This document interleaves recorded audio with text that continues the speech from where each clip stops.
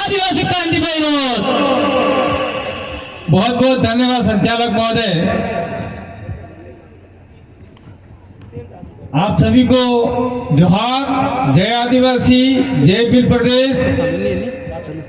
और जो प्रशासन के साथी आए हैं उन साथियों को हमारी ओर से नमस्कार, धन्यवाद। ये जो कार्यक्रम हम लोग कर रहे हैं, ये कार्यक्रम न तो किसी को अभी हम एमएलए बना रहे, न किसी को सरपंच बना रहे, न किसी को कुछ और बना रहे हैं। ये जो कार्यक्रम कर रहे हैं, ये कार्यक्रम आप लोगों को जगाने का कर रहे हैं। जिस दिन आप लोग जाग जाओगे, इस दिन इलाके से छतरी की पीछे और लंडा मार के एक झिलनी को मारा जाता है, एक राजपूत समुदाय द्वारा। मैं तो खुला बोलूंगा क्योंकि देश के अंदर जातियां बना रखी है। वो जातियां ही अपने आप में तथाकथित गैर संवैधानिक जातियां हैं, जो संविधान जिसको मान्यता नहीं देता। भील है, ट्राइबल्स भील है, उसको मान्यता दे रहा है, लेकिन जो जातियां हैं उसको संविधान में मान्यता नहीं है। स्वर्ण कास्ट की मान्यता नहीं है। जातियां है उसको मानता है, लेकिन स्वर्ण कास्ट की मान्यता नहीं है। जो भीलनी को एक बुजुर्ग महिला 50 साल की थी, बकरी गाय चराने जमी गई थी।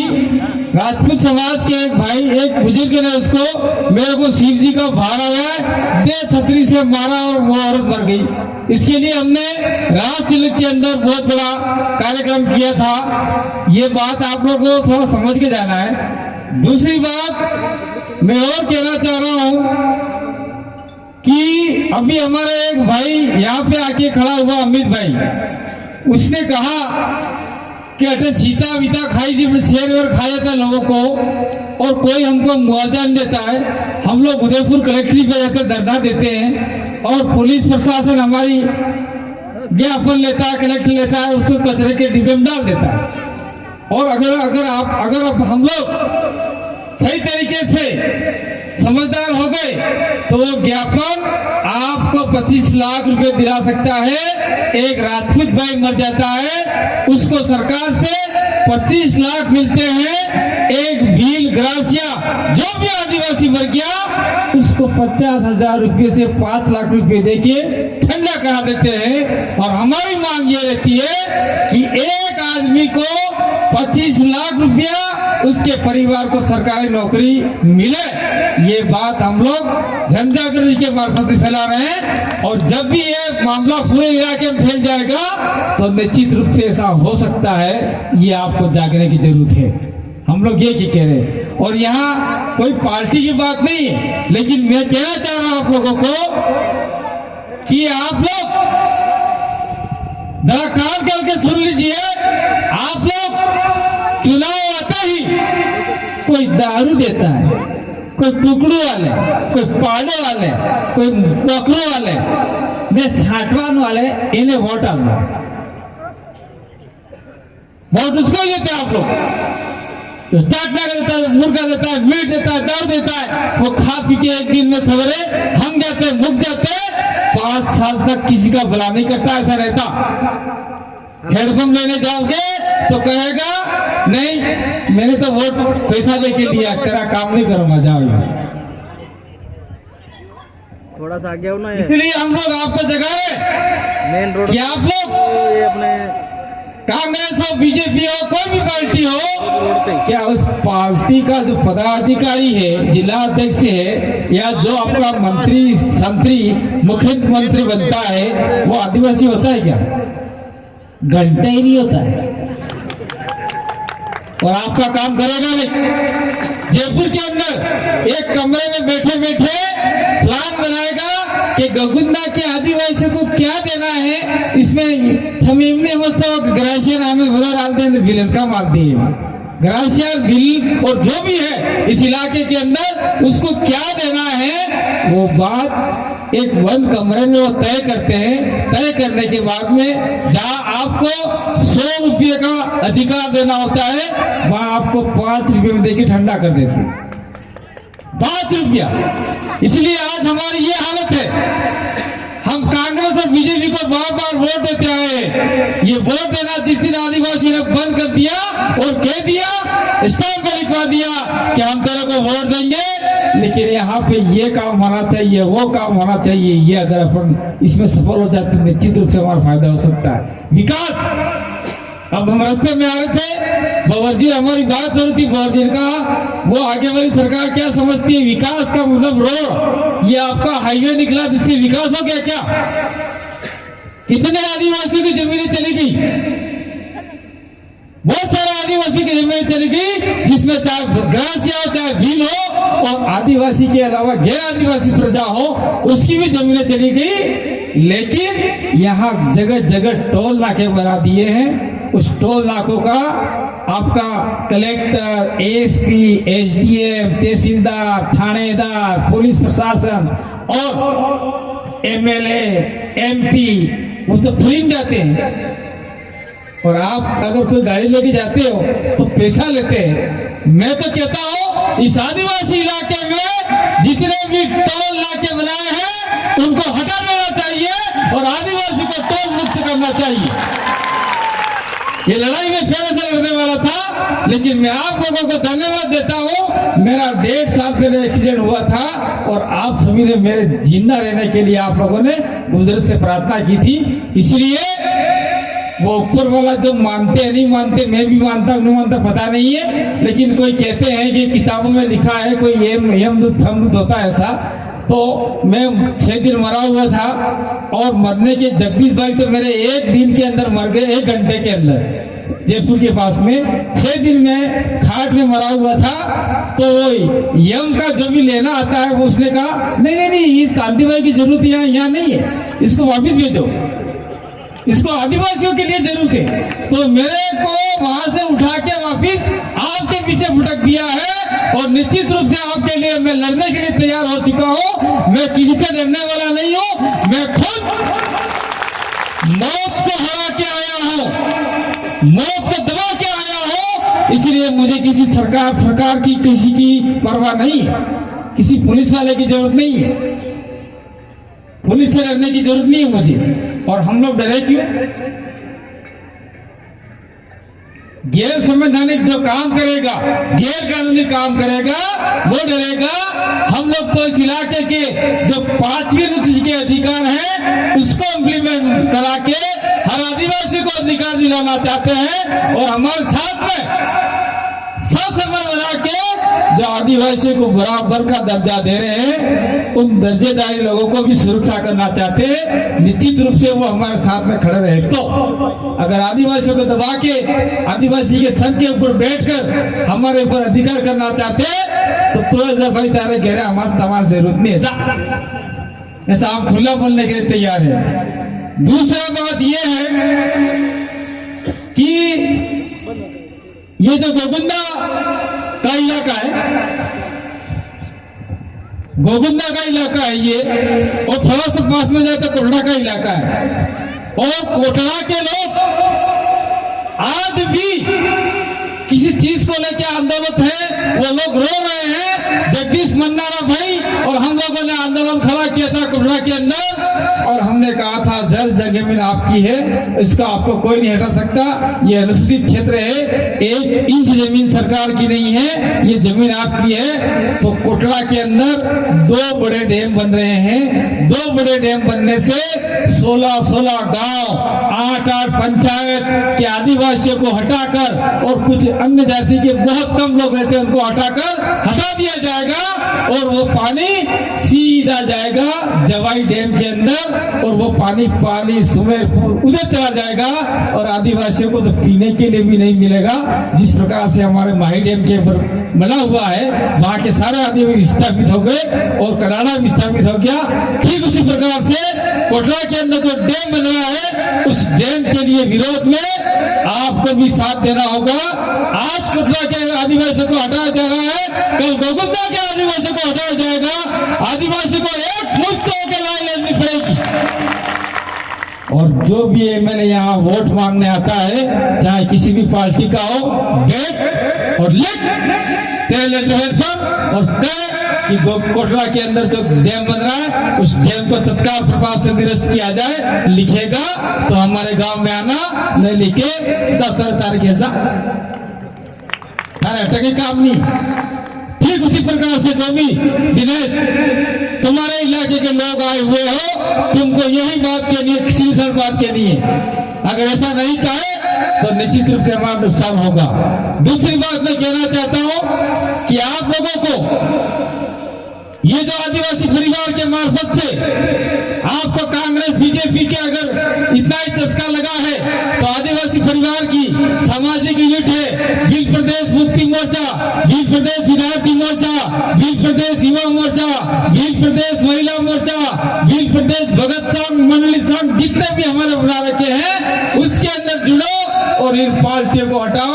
और दूसरा, चुनाव आते ही अगर आपको खुजली होती है वोट देने का, तो वो भी व्यवस्था हमने कर रखी है। मैं इस मन से नहीं कहना चाहता, लेकिन कह ही देता हूं क्योंकि बात अधूरी रह जाएगी। हमने आपके लिए भारत आदिवासी पार्टी का भी गठन करके दे दिया है। बनाओ वहां से एमएलए भेजो जयपुर के अंदर। वो अगर आपकी आवाज नहीं उठाता है तो पीछे हम लोग बैठे हुए हैं, उसको कीली लगाकर, जैसे अपने हल चलाते ना, बेल को बार बार कोरोना घोषते हली घोषते, वैसे हम लोग बैठे हुए आदिवासी परिवार सामाजिक विंग बैठी हुई है और वहां आपकी आवाज उठाएगी। कैसे उठाएगी बताओ? 4 एमएलए आज की तारीख में जयपुर के अंदर पूरे आदिवासी क्षेत्र के आदिवासियों के लिए, एससी के लिए, दलित के लिए, माइनॉरिटी के लिए, संविधान प्रेमी, मानवता प्रेमी लोगों के लिए आवाज उठा रहे हैं। ठीक उसी प्रकार से संसद के ऊपर हमने एक सांसद भेजा है जो आदिवासी इलाके के लिए और आदिवासी रिलीजन कोड, धर्म कॉलम के लिए वहां डिमांड कर रहा है। ऐसा आदमी अगर हम भेजने में सक्षम हो गए तो निश्चित रूप से आदिवासियों को भला हो सकता है। नहीं तो 76 साल हो गए हम लोगों ने वोट दे देकर दूसरे को भेजा और उनके पेट बड़े हो गए खा खा कर। वो सारा आदिवासियों का पैसा भरा हुआ है, उनके पेट को कमजोर और कम करने का तरीका आपके पास ही है, मेरे पास नहीं है भाई। क्योंकि वोट देने का अधिकार या गोगुंदा में आप दे सकते हो, मैं नहीं दे सकता। और दूसरा, हमने ये भी तय किया है कि आपके गोगुंदा के अंदर जो भी आदमी चुनाव लड़ेगा वो गोगुंदा का ही होगा, बाहर से नहीं होगा। मैं डूंगरपुर से आके आज चुनाव नहीं लड़ूंगा, गोगुंदा का आदमी जाडोल में जाके चुनाव नहीं लड़ेगा, जाडोल का आदमी गोगुंदा में आके चुनाव नहीं लड़ेगा। ये स्वायत्ता हमने आपको दे रखी है, इसलिए ये बात ध्यान से सुनिए। दूसरी बात, मैं एक लास्ट बात है कि अपनी बात खत्म कर दूंगा। जिस प्रकार से हमारे बाप दादा पहले लड़ाई झगड़ा हुआ करते थे गांव के अंदर, तो थाने में हमारे लोग नहीं जाया करते थे, और आज छोटी सी घटना हो गई थाने के अंदर चले गए। आज थाने के अंदर भी आईपीसी को चेंज कर दिया गया है और भारत न्याय संहिता का एक नया प्रावधान ला दिया गया है। कौन सी धारा, कौन सा एक्ट, सारा गड़बड़ा हो गया। इसीलिए आप लोग अपनी परंपरागत व्यवस्था, न्याय व्यवस्था, कादिरा बड़ा न्यायता जो करते हैं हमारे समाज के लोग, दमिती लोग, मुखी लोग, उनको बुलाकर गांव का निपटारा गांव के अंदर ही कर दो। ये संविधान ने आपको दे रखा है। संविधान के अंदर यह फोटो आप लोग भूल गए, जयपाल सिंह मुंडा ने आदिवासियों के लिए पैरवी की थी और आदिवासियों ने कहा था कि 5वीं अनुसूची के अंदर आदिवासियों को अधिकार है। आर्टिकल 13(3) के तहत कहा था रूढ़ी और परंपरा को निश्चित रूप से मान्यता मिलनी चाहिए, तो संविधान में वो मान्यता मिल रखी है। और आपकी गांव की ग्राम सभा बनाइए, ग्राम सभा के मार्फत से आप लोग अपना जो भी झगड़ा है वो निपटाइए। पुलिस में जाने की जरूरत नहीं है, यहाँ पुलिस प्रशासन बैठा हुआ है। लेकिन मैं कहना चाहता हूँ आप लोग दिल पे बुरा मत लीजिए, आप नहीं तो दूसरा कोई न कोई 5 उंगलियां बराबर नहीं होती है। कोई न कोई आदमी तो ऐसा होता है, हमारे अंदर भी असामाजिक तत्व होते हैं, आपके अंदर भी गैर कानूनी वो अंजाम देने वाले लोग होते हैं, वो कहते हैं किसने मारा, फलाने भाई ने मारा, तो तू केस कर दे भाई, 10 लोगों का नाम डाल दे, तुझको बुला कहते हैं तेरे भी 10 लोगों के नाम डाल दे। नाम डलवाने के बाद में दोनों पार्टियों को अलग अलग बुलवाते हैं, कहते हैं सबके नाम निकाल दूंगा, एक आदमी का मुझे चाहिए 5,000 रुपया। देखो पुलिस वालों के ऊपर गलत विचार देखना मत, क्योंकि कोई एक पुलिस वाला होता है, सारा नहीं होता। तो 5,000 में सारा नाम निकाल देता है, 2-4 नाम रख के फिर वो भेज देता है। ऐसा एक काला कोट वाला होता है, फिर वहां पर जैसे हमारे यहाँ कोई आए बैठे हुए 1-2 वकील साहब, रोशन जी सोनगढ़ से, तो उनका मैं आपको भी ऐसा नहीं कह रहा हूँ, मैं आपका उदाहरण दे रहा हूँ। रोशन जी जो सोनगढ़ से होते हैं, ठीक है यार मैं तेरा ये कर दूंगा वो कर दूंगा, पैसी पे पैसी, पैसी पे पैसी, पैसी पे पैसी, 5 साल निकल गए, जब तक खाने पेरी थे चप्पल ही भी घीस के टूट गए, और न्याय आपको लास्ट तक नहीं मिलता। कोई आदमी मर जाता है, समाधि में चला जाए, जला देंगे, लेकिन न्याय नहीं मिलता। 10 साल बाद में न्याय मिलता है तो किस काम का। और हमारे बाप दादे व्यवस्था ऐसी है कि आपका न्याय कादिरा किया, 10 गांव के इधर 15-20 पंचायत के लोग बुलाए और बिठा के पूछ लिया, ये काम वो काम ये काम, गलत को गलत ठहरा दिया, तत्काल प्रभाव से कह दिया तेरे पूरी ताडन 5 पेट्रोल तूला, 5 पेट्रोल तूला, 10 पेट्रोल के तो पैसे ले लिए। એટલે पुलिस वाले सुन रहे, એટલે वो हमारा अंग्रेजी दारू नहीं हो भाई, मऊड़ी वाला। और फिर थोड़ा दंड लेने का लेके और वहीं सारा काम निपटा दिया। निपटा देने के बाद में दोनों को पाबंद कर दिया, अगर तुमने दोबारा झगड़ा किया तो दोनों को गांव से बाहर कर देंगे, तुम मर जाओगे, फिर जाओगे, तो भी तुम्हारे घर नहीं आएंगे, अकेले अकेले जलते रहना, तुम्हारे शादी बच्चों के अकेले कराते रहना। गांव का आदमी गांव की ताकत से डरता है, गांव की ग्राम सभा से डरता है, वो ग्राम सभा आपको पुनः विकसित करनी पड़ेगी, तो ही आपके इलाके में ये जो IPC CRPC की धारा वाले लोग कम आएंगे। इसका मतलब ये नहीं है तो काले वैलो उठी रहे पुलिस वाले नौकर मारे साले तारने साले, ये नहीं कहना। अगर ये कह दिया तो वो आपको 2 डंडे मारेगा, हम भी बचाने नहीं आएंगे। मैंने पहले ही कहा है, कानूनन तरीके से अगर आप सहायता करोगे, बात करोगे, तो कोई भी पुलिस वाला पहले आपको डराने का काम करेगा। और अगर पुलिस भाई अगर गलत है तो 1 घंटी मारिएगा, IG के पास कहना पड़े तो भी, और जयपुर कमिश्नरेट में शिकायत करनी पड़े तो भी। कांति भाई रात को कहो रात, दिन को कहो दिन, आपके सामने तैयार मिलेगा, निश्चित रूप से आपकी रक्षा सुरक्षा करेगा।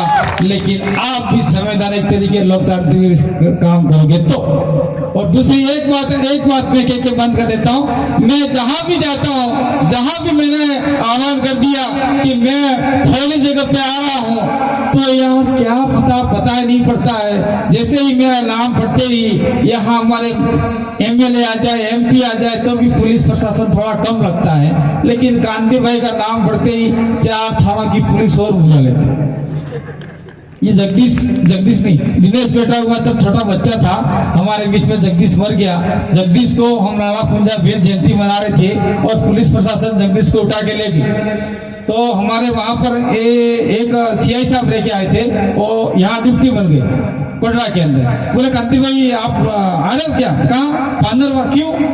पुंजा वीर जयंती के ऊपर। तो मैं तो नहीं आ रहा हूँ, राजकुमार जी MLA थे वो आ रहे, तो वो तो आ रहे हमको पता है, लेकिन आप भारत नहीं आ रहा। मैंने कहा उसके सामने क्या झूठ बोल रहे यार, वहां नौकरी करके आए, मैं निकल चुका हूँ, खेरवाड़ा आ चुका हूँ। तो उन्होंने वापिस वायरलेस पे फोन कर दिया उदयपुर IG और SP साहब को, और SP साहब ने 4 थानों की पुलिस और लगा दी, जैसे कोई बड़ा मतलब लोगों को भड़काने वाला आ गया वैसा करके। तो ये बात है, इसलिए आप लोग कतई घबराए नहीं, हम रात आपके साथ में दिन रात लगे हुए हैं, आपके हक अधिकारों के लिए लगे हुए हैं, जल जगह जमीन की सुरक्षा के लिए लगे हुए हैं। इसलिए हम कहते हैं कि टाइगर अभी जिंदा है, मौत के मुंह से आया है और आपके लिए दिन रात एक करके रहेगा। आपने मेरी बात को सुना, समय का अभाव है, मैं थोड़ा ज्यादा समय ले लिया लगभग, इसलिए 4 बजने आ गई है। बाबर जी बैठे हुए हैं, 2 आदमी और बैठे हुए हैं। कमलेश्वर जी डोडिया ठेठ मध्य प्रदेश सैलाना से एक एमएलए आपके बीच में आ रहा है। और एक बात इसको आप लोग रिकॉर्डिंग कीजिए, मैं अपनी बात को खत्म कर दूंगा। कमलेश्वर डोडिया, बढ़िया रिकॉर्डिंग करना भाई। कमलेश्वर डोडिया जो सैलाना रतलाम के एकमात्र आदिवासी पार्टी के विधायक है और वो हॉस्पिटल के अंदर रात को सर्वे करने चले गए, बीमार थे और डॉक्टर के पास में कहा, खुद डॉक्टर पीओसओ साहब ने, पुलिस वाले, सरकार ड्यूटी लगी है, उन्होंने कहा विधायक आए हैं, डॉक्टर साहब बाहर निकल कर उनका इलाज करो। तो डॉक्टर ने कमलेश्वर को गंदी गंदी गालियां दे दी विधायक को। तो एक विधायक को गंदी गालियां दे दी, साला बिगड़ा फोगला मामला, तो क्या इलाज करवाना है, तो क्या दादागिरी करेगा, मैं डॉक्टर हूं, मेरी चलेगी, ऐसा करके उनको बदनाम किया, अपमानित किया। तो आम जनता का क्या हाल होगा मध्य प्रदेश के अंदर। इसलिए हमने तय किया है कि 9 तारीख यानी कल के दिन जिला मुख्यालय हो या जिला मुख्यालय नहीं जा सकता हो, लेकिन जाना तो पहले जिला मुख्यालय। जो जिला मुख्यालय नहीं जा सकता, ब्लॉक मुख्यालय, जिला मुख्यालय पे कमलेश्वर डोडिया के समर्थन में ज्ञापन देंगे। और 11 तारीख को जो भी मध्य प्रदेश रतलाम के अंदर आ सकता है, सक्षम है, तो आप लोग आइए, हम हमारे विधायक के समर्थन में वहां मध्य प्रदेश की सरकार को हिल फिरा देंगे। ये बात है कि अपनी बात को अंतिम रूप देता हूं। बहुत बहुत धन्यवाद, आभार, जोहार, जय आदिवासी, जय वीर प्रदेश।